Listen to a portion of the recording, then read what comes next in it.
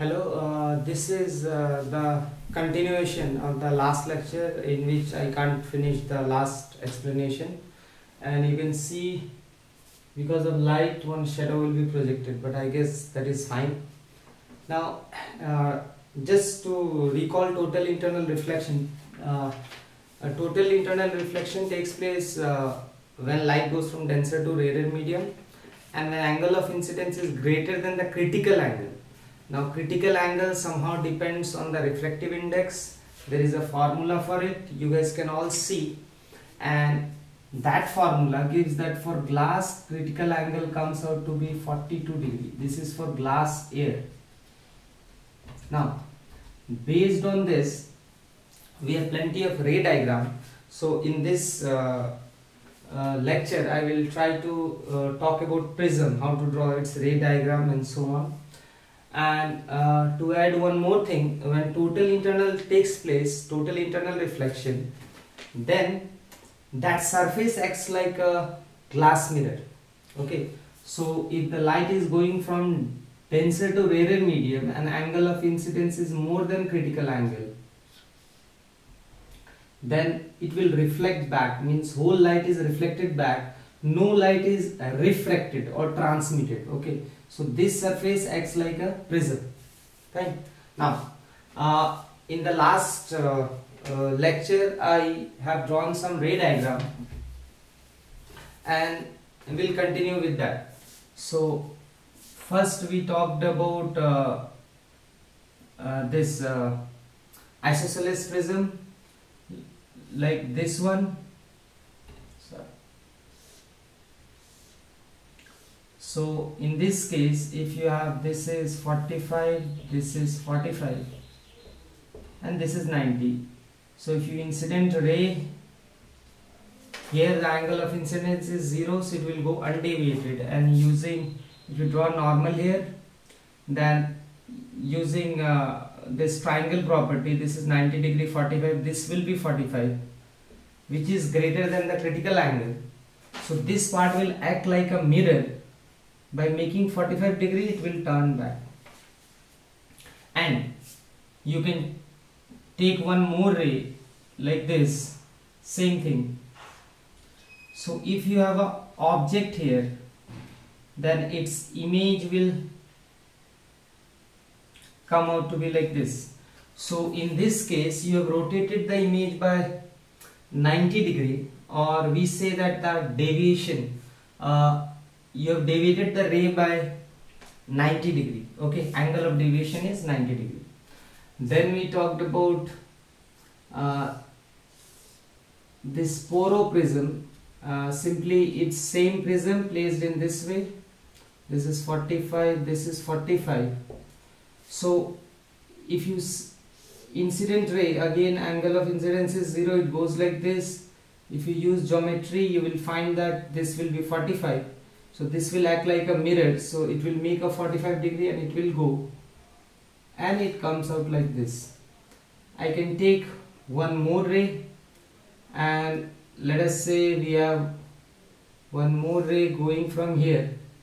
So it goes like this and comes back. So suppose my object was like this. In this case it will be, the image will come like this. So this action is used to invert the image by 180 degree, or in this case angle of deviation, this is incident ray, this is emergent ray, is 180 degree. Now you can invert the image. Then one more diagram is given in your book about this.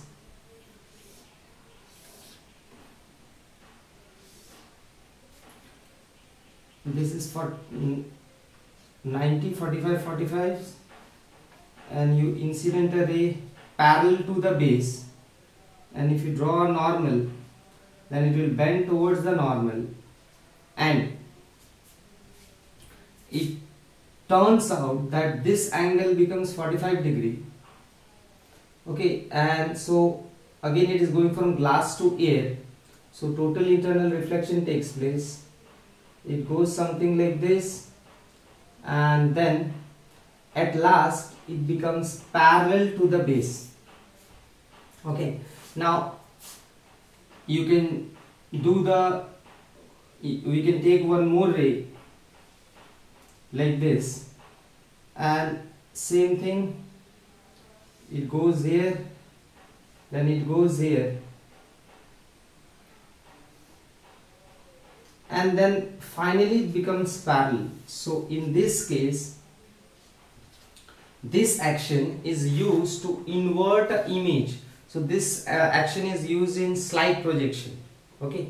Now this is generally used in binoculars. Now when we talked about equilateral prism,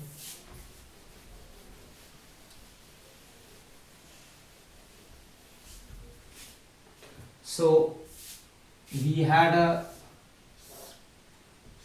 suppose this is a equilateral prism, all angles are 60.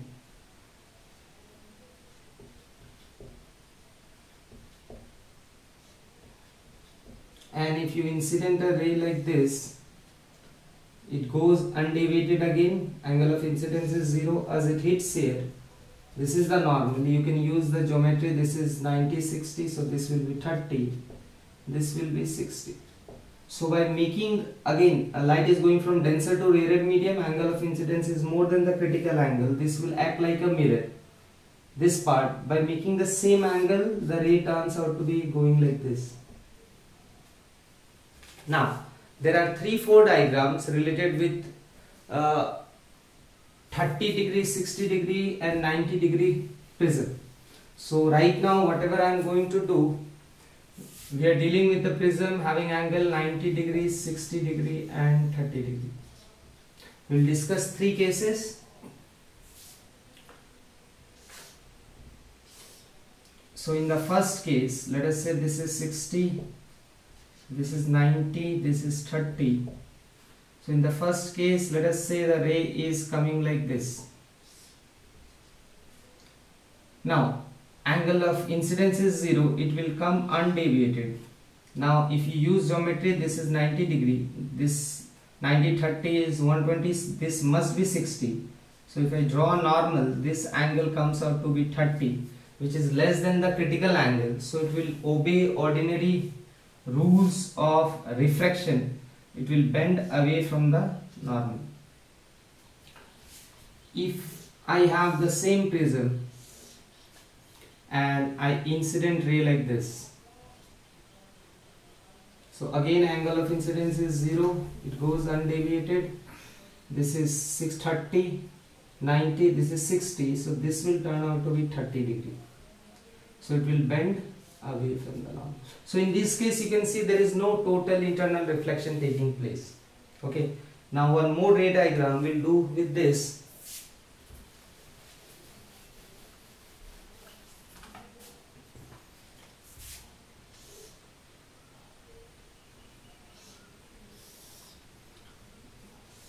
This diagram gave me a bit of trouble actually. So this is 30 degree, this is 60 degree, this is 90, and suppose one ray is incident like this. So this goes undeviated and let us say it hits here. So if I draw a normal, this 60, 90 is 150, this turns out to be 30. So angle of incidence turns out to be 60 degree. Now light is going from denser to rarer medium, angle of incidence is more than critical angle, so this will undergo total internal reflection. Now, so this will act like a mirror. So by making the same angle 60 degree, let us say it goes like this. Okay, so this whole angle is 60 degree only, angle of reflection, and now this is my normal on this face. Now it turns out that this angle comes out to be 30 degree. I will talk about it, and the ray, it will bend away from the normal and it goes like this. So in this case we have one total internal reflection only here on this surface. Now how this comes out to be 30 degree? So see, this angle is 60 degree, right? Angle of reflection. So I draw a parallel line to this one.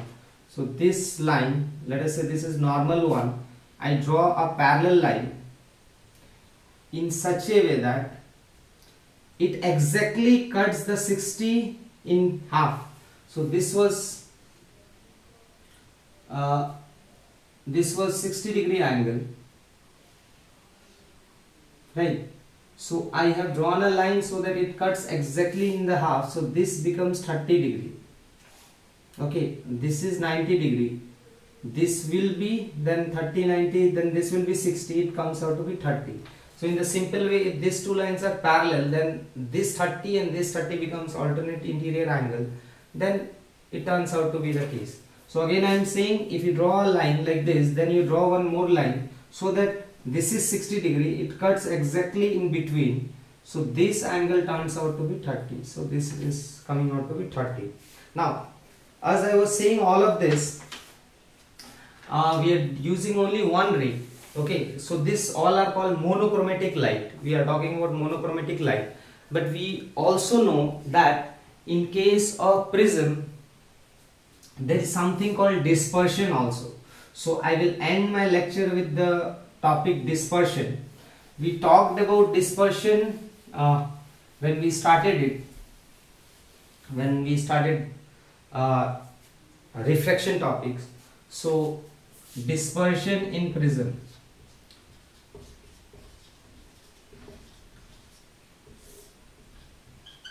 So when we incident white light in prism, you guys remember the famous diagram, white light splits into constituent colors. So what happens if you incident white light in prism? Then as it encounters this medium, now this medium has some refractive index, I will write n for it, and this refractive index depends on the wavelength. If you guys remember, it is inversely proportional to lambda square, and you guys also remember that the angle of deviation is directly proportional to refractive index. So it turns out that as the white light is splits, white light comes, it splits into its constituent colors. I will just draw 3.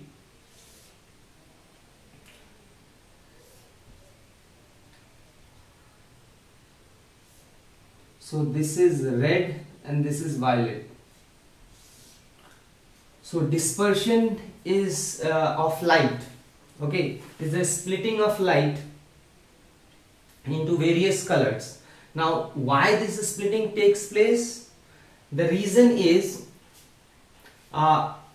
when light travels in vacuum, when white light travels in vacuum, all the wavelengths, all the components wavelength like red, green, blue and everything, they are all moving together at the same speed of light. Now, as it encounters a medium, dispersion takes place in this medium, and in dispersion, what happens? More the wavelength, more will be the velocity of light in case of dispersion. So in dispersion, the wavelength varies in such a way, wavelength and velocity are related in such a way that if one is more, then this will be more. So inside the prism, actually, we all know that wavelength of red light is more than the wavelength of violet light. So red light travels faster, so and it deviates less. Again, the reason is this. Let me write it like this. So if wavelength is more, angle of deviation will be less. If wavelength is more, then refractive index will be also less. So this deviates the least. You can see, if you want to measure angle of deviation, then this is the angle of deviation for red, and this will be the angle of deviation for violet.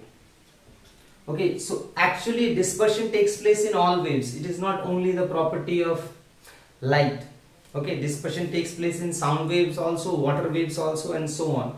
So in dispersion, the main reason is we need a medium, okay, so that the light will be dispersed. Now in dispersion, the relation between wavelength and velocity is such that if one increases, other also increases, right? Now due to this dispersion you can see actually colors.